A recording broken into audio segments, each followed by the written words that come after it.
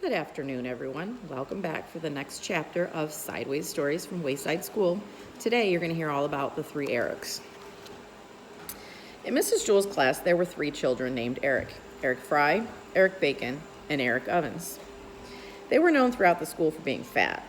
Eric Fry sat at the end of the room, Eric Bacon sat in the middle of the room, and Eric Ovens sat at the other end of the room. There was a joke around Wayside School that if all three Erics were ever at the same end of the room at the same time, the whole school would tip over. Eric Bacon hated jokes like that. That's not surprising. After all, he wasn't even fat. In fact, he was the skinniest kid in Mrs. Jewell's class. But nobody seemed to notice.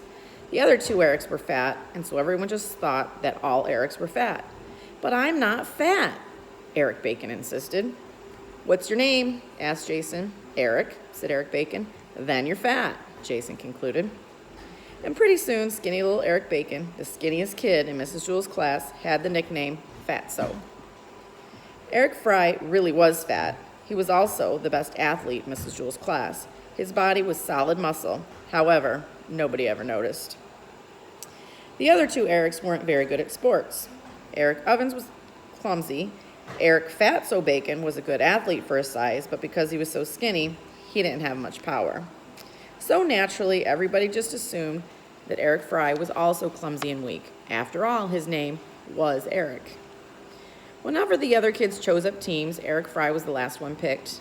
They never noticed his home runs or the fabulous catches he made. Like all great athletes, he made the impossible look easy. Of course, the other kids did notice the one time that he dropped the ball. Eric Fry was playing right field. Terrence belted a deep fly to the left.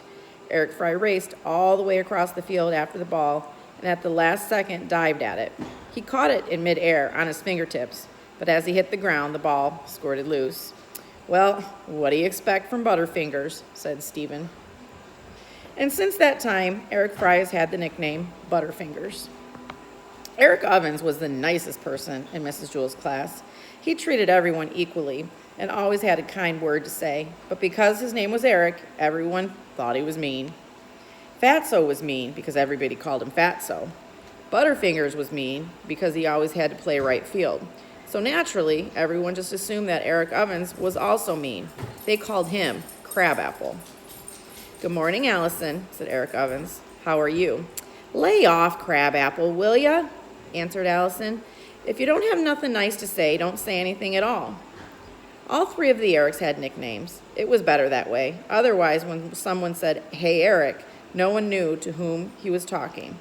One time, all the Erics would answer, and the next time, none of them would answer. But when somebody said, "Hey, Crabapple," then Eric Ovens knew they were talking to him.